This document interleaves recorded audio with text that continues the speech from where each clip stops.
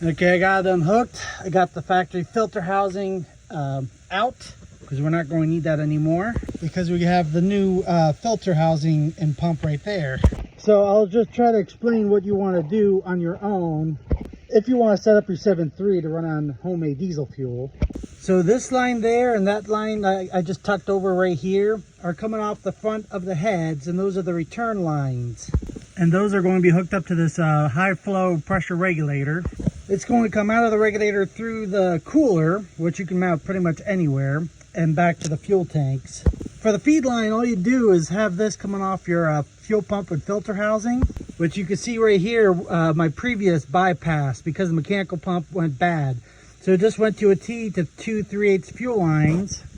One is right there to feed this left-hand side, and the other line goes to the other threaded nipple, and that's what feeds 60 psi into the back of the heads. It feeds all the injectors and the return lines off the front of the heads back to the return tank. And that's it. All I'm doing is simplifying the whole system on this bus. So that way it's easier to work on, easier to fix if there's any issues.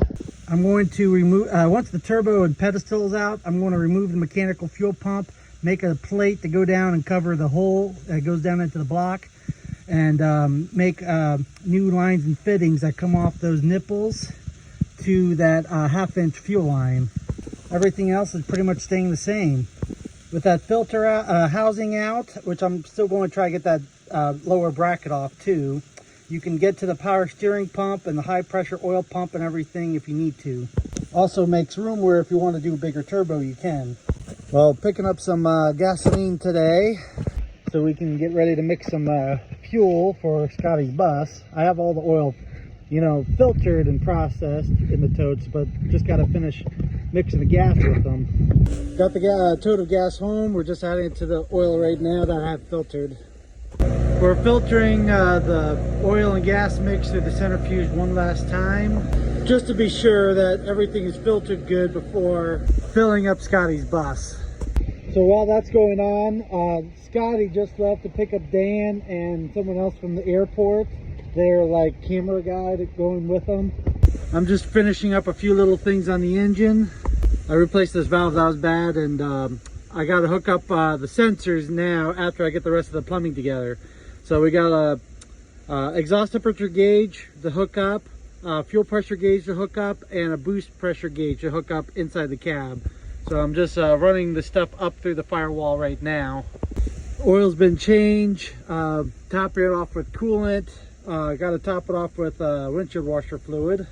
And then I got to check the air pressure in all the tires because it's colder weather. As you can see, it wants to sink a little bit because the air is cold and contracted. But definitely on the home stretch. Well, it's all back together under the hood. I just got to run one wire to the pressure sensor and zip tie some stuff, and that's it. Can't really think much more else to fix on this except this brake fluid level sensor that broke off in there. Well, I'm just finishing up inside the cab here, so pretty much everything under the hood is done. I just got one pressure sensor to finish hooking up. I got the aftermarket gauges all wired in, except the fuel pressure, which I was telling you I still got to hook up under the hood. Everything inside is done. Got turbo boost and exhaust temp and fuel pressure. So it's pretty much done. Just a little touch-up stuff here and there, and Scotty will be on the road with his bus by the end of the month. I'm just waiting for it to get up to normal operating temperature so it can bleed air out of the cooling system and make sure all these heaters work. So what I'll do is I'll just bump it up to the high idle mode right there. Yeah, nice. It's like about 1,000 RPMs. It's going to hold that there. Heaters. I opened all the valves so that valve, which are all the heaters in the back of the bus, and I got the two valves under the hood for these heater cores. So there's that one and one for this side. So the heaters that run off the engine heat, there's a lot of them. There's about 3 down the line. So I'm making sure they have plenty of heat this time because like Central America, you know, you only see temperatures in the negatives, you know, during the day. So I want to make sure they got plenty of heat sources in the bus. So they got the generator, I'll have an electric heater for them. They got the diesel heater that under the one seat, And then of course they got the bus itself that they can have the heat going full blast. So far all the defrosters are working on both sides. And the floor heat, one here under the kitchen cabinets, and there's like 2 more down there. I believe they're all working. Yeah, they're all working down the whole length of the bus. Well, it's pretty much all done. I just got a little bit more fuel to finish running through the centrifuge one last time. Top off the bus with fuel. I went over my trailer, got that all done. We adjusted the hitch height and everything. We put the car on it to see how it sat.